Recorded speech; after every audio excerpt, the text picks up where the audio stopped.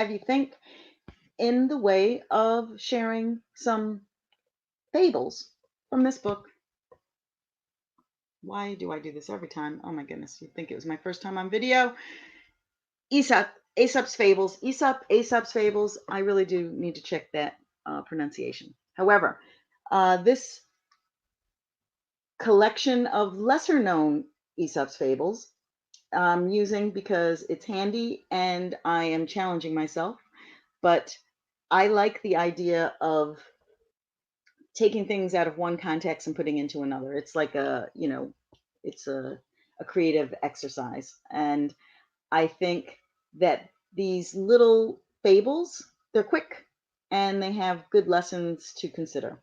So this is why I'm using this. I have my favorites that I have spoken about earlier, actually with Colin, but I will definitely break down the tortoise and the hare and the Little Red Hen, which is not a fable, but something. It just children's literature. I gotta, brush off my background for my when one is the other and one when defining the different topics and defining the classification. Okay, the fox and the stork. One day, the fox asked the stork to come to dinner. When the stork arrived, the cunning fox served thin soup in shallow bowls. The poor stork could not drink the soup because his beak was too long and thin. The fox had a good meal and laughed at the trick he had played on the stork. Later, the stork invited the fox for a meal. The fox licked his lips, for he knew that the stork always served delicious food. Sure enough, the food was delicious, but the clever stork served it in tall jars. He could easily reach the meat with his long, thin beak. The fox could not fit his short nose into the jar, and so he went away hungry, while the short while the short while the stork laughed at him and enjoyed his revenge. The moral: do as you would be done by. Um, yeah, again, this is also a reason to use this book because I keep challenging it. Do unto others as you would have one do unto you. And what does this have to do with the entrepreneurial, with the entrepreneur hotline? What does it have to do with entrepreneurship? Well, in part, obviously, yeah, be kind, be fair, be equitable, be responsible, be, uh, yeah, do unto others as you would have do unto you. It's, the golden rule. Now, another way of looking at it is also in terms of the entrepreneur, in a business sense of what you're sharing with. I look at it and I see usability issues. I see, so of course, if the intent is to cheat, then you can make it look as if you're helping, you are offering, a product, a service, an experience that on the surface looks like you're wanting to do a favor for someone, or you're wanting to that you've taken their best interest into account, and if your intention is to cheat them, then you are, they will come, they will have that experience, they will realize it's not what they thought it was going to be, and they will be pissed, they will be disappointed, they will be frustrated, there will be a negative reaction to that, and that is not a positive uh, situation for you and your business. So, in terms of reputation, thinking about this, the one thing is intention. And I believe, of course, any of you watching this are people of good intention, of good, sound, ethical value, qualities, and so what do you do when you're to avoid appearing so? And this is, we talked about authenticity um, by Joe Pine and James Gilmore, and I will still be getting back to that as well.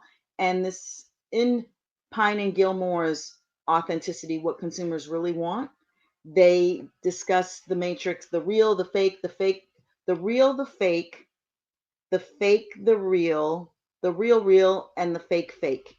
And what that comes down to, the real, the fake, the real, the fake. So the real, the fake is when you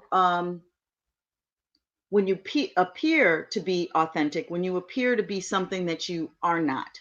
So it is fake, right?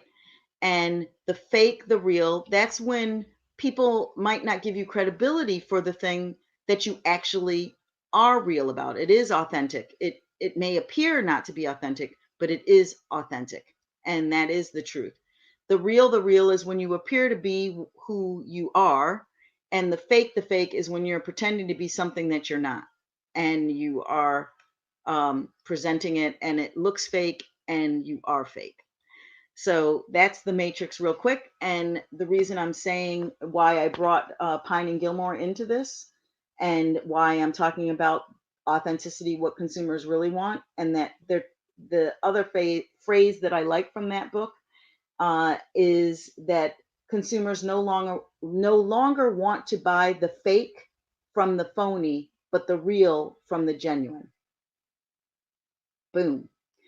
Consumers no longer want to buy the fake from the phony, but the real from the genuine. And that is this whole area, this whole time period of people wanting to connect more, wanting to have authentic experiences, wanting more natural, more organic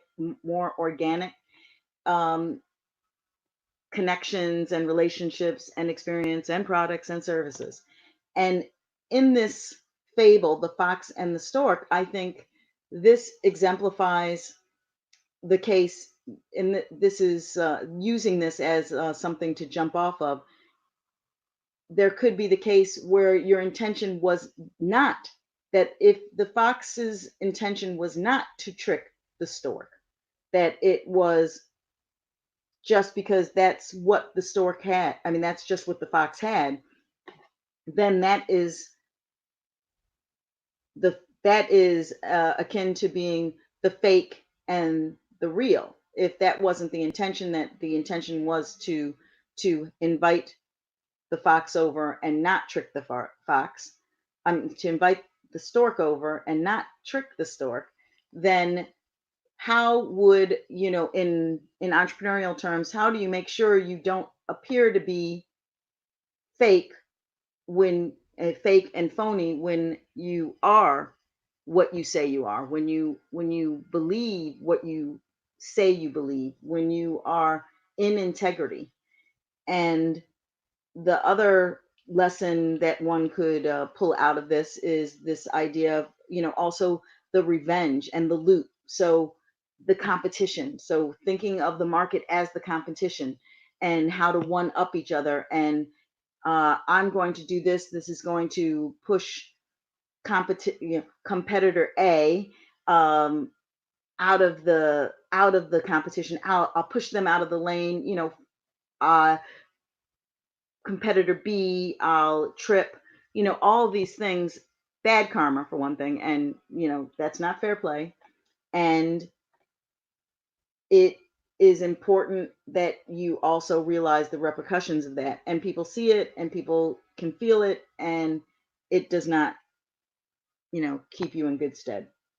So that's also considerations from an entrepreneurial standpoint point of looking at how you are spending your time and addressing it, and using your energy on the right things. Uh, that brings us to the stork. The stork wanted revenge, and revenge is I can't remember who says this, but it's taking poison and expecting the other person to die. It's just, it eats away at you. It's bad, it's negative, it's not necessary in your business. And if someone does you a bad turn, instead of focusing on ways to get back at them, uh, then use your energy on something else. As an idea, don't invite, don't invite the fox to dinner. Invite the wolf. Maybe not. Storks and wolves and storks and foxes. I'm not sure how these two get along in the real life. Okay, I just did the thing that I do, that my friends laugh at me about doing, and that is talking about something that's totally not rooted in reality and attempting to apply reality aspects to it, uh, which is kind of funny. But yes, the concept of storks and foxes or wolves getting together to invite each other to eat dinner, and making food and having houses and things. Yeah, kind of crazy. But anyway, on that note, I think that these quick lessons, the idea of being conscious and being aware of how you're presented out in the marketplace. This speaks to branding. It speaks to intention. It speaks to branding. It speaks to also how you can't control what people do to you, but you can control how you react to what people do to you. You can uh, do what you can to serve the best, and also to look at what would be the best customer experience, that I have a model for. You need to love your customers, and that is listen, observe, visualize, and uh, engage uh, engage them in the experience and the development. I also use that as a part of how to um to support entrepreneurship and engage, or activate entrepreneurship, is also to love the entrepreneurial spirit. The same, it's listen to that entrepreneurship, that spirit within, or observe how it's manifesting itself outside of you, in the things that you do, visualizing it, getting it out there, getting it where people can see it, where you also can see it, so that you can use it. It's hard to work with things inside your head. It's easier to put it out there and be able to tweak it. You also have to engage the experience. You have to use the experience that you have, and you also have to be informed by the experience that's taking place. So, on that note, we are leaving the fox and the stork, and we say, love your customers. We say, be kind to your competitors. We say, be respectful and in integrity of yourself. Don't be fake. Don't be phony. Be real. Be genuine. And that takes us out of Entrepreneur Fables and into the next round with Colin Scotland, who is actually probably live right now. So, signing off. I'll see you later in the day. Take care. Thanks for watching. Cheers.